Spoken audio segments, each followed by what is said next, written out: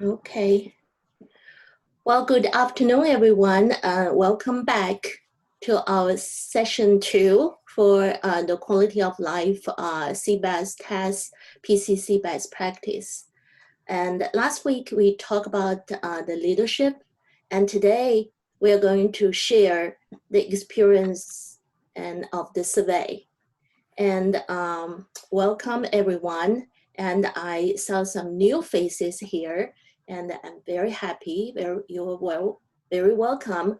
And now I will have my colleague Anthony to give you some very brief introduction of the rules and housekeeping items. Anthony, can you please? Yes, thank you very much, Dr. Ko. So for everybody that's new, I would need you to please in the chat, put your name, your position, and the center you're coming from. For the old people that were already here before that attended last week, I already have your information, so I just need that from the new people. If you have any question during the presentation, you can put it in the chat at the bottom, or you can wait to the end at the discussion section to ask the question. That's about it. That's about all of it. And I hope everybody learned something new. I hope this helps everybody out. Yeah. Okay. Sure. Thank you, Anthony. And let me introduce myself. My name is Min Cole, and I am administrator for several adult day healthcare and CBAS program. And let me see, there's a chat. Okay. And I'm so sorry. And I have a PhD in gerontology and also the master degree in gerontology as well. Concentration is on community-based services and long-term care. And also here today, and I will have my colleague with me. His name is Charles Chuan. Can you please introduce yourself, Charles? Everyone, this is Charles Chuan. Nice to see you. Oh, the face is right here, and some of already known last week. And it's nice to see you again right here. My name is Charles Chuan. I have the I'm the program director working Brea, and right now in the La Habra. And I've been in this position for different adult healthcare centers, CBAS center, for around 18 years. And I also serve as instructor of California Long-Term Care Education Center and train the caregivers, in-home support services caregivers to provide the better service to their consumers. And my background is medical field. I used to be a physician back to Latin America. So I do speak some different languages, Spanish, Chinese, and the English as well. So I'm here to share my experience with all of you. And my focus is long-term care as a doctor's Minko, and wish we can share our experience at this platform. Thank you. Thank you, Charles, very much. And I'm very glad that I work with you, and we've been working very well for a long time and this time. And I'm very happy that you're willing to work with me to share your long-term experience and with CBAS and ADHC. And I started CBAS in 2000, not the CBAS, at the time it's ADHC, so from 2002, and work as a long-time program director. And now, I started a few years ago and doing the administrator. And for me, and I believe as Charles as well, and the TAS is a very challenging work. But, if you have the heart, as I talked, and, we will be fine. So today, and we're going to share with you some experience that we experienced in with the survey. And I just experienced an initial survey and also the recertification survey.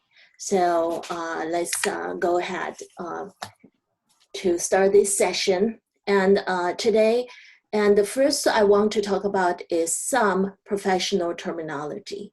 I know that those terminologies is not very rare to you and you're all familiar with, but here I just want to mention about some, it's too sensitive, and some terminologies that from the federal, such as the STCs and as the bridge to the reform, waiver, special terms and condition, and also the SOPs is the CBAS standard of participation, and the CCR, I'm sure you know that as the California Code of Regulation. Other than that, it's all the old, the Title 22, ADHC, that's all the old terminologies, and back in 1980 something, and in terms of adult day healthcare.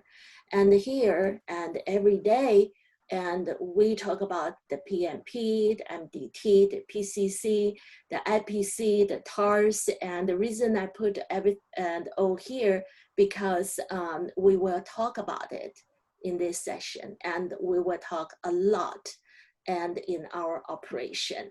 And here I have some agencies and from federal and also the state level, and also the managed care, and the MCP and the GMC is managed care who pay us for the services.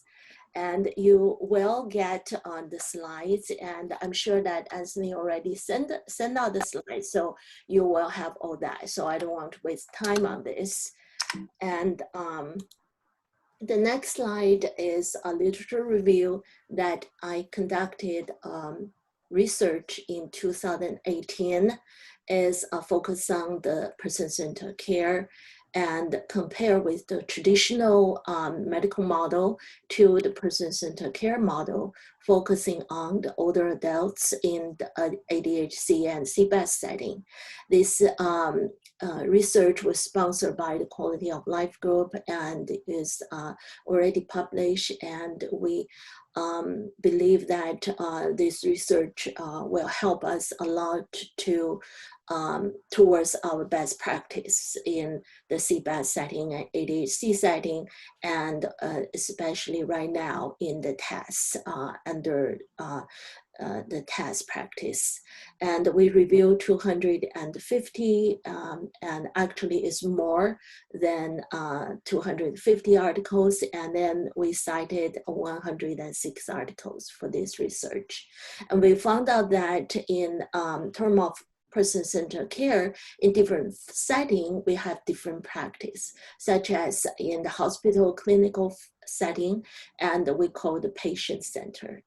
In the residential care setting, we call the resident-centered. And that's for the CCRCs, RCFE, the dementia care, and including Bowden care is 24 hours care. And for the adult day setting, and we call the participant-centered. And also for the home health and case management setting, we call the client-centered. And above all, and is all person-centered. And also we have some research focus on the person-directed. Whatever it is all person-centered. So that's the practice we are focusing on. And after the literature review, we found out a lot of models has already implemented this person-centered care in different settings, probably over 15 or 20 years ago. So for the ADHC and CBAS, it's brand new. And actually, so the good thing is we can borrow those models to our current operation.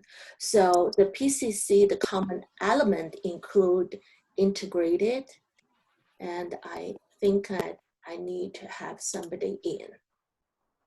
Sorry for that.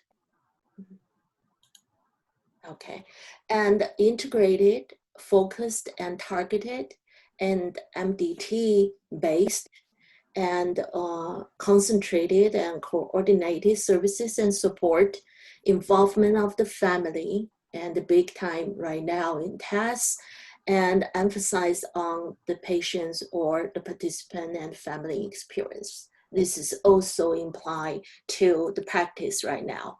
And holistic care and respect and value, choice, dignity, self-determination, purposeful living, that's all the principle and values. And you can see a lot in the provider's self-assessment. This is what I see, the traditional organizational model. And the board of director on the very top, and then the core management team and administrator, program director, and with or without the committees, and I probably need to get another person in. I'm sorry for that. Yeah, I have to watch that. And the quality committee and advisory committee, which I help to design the operation system for the other center. I always use that. And I strongly suggest they need to have an advisory committee and the quality committee at, that's the minimum. And sometimes we have on the security committee too, the HIPAA or some else. Now probably, the infection control committee or whatever the committee you can throw that in. And then after the core management level of the organization, and we have professional staff and we have program supportive staff.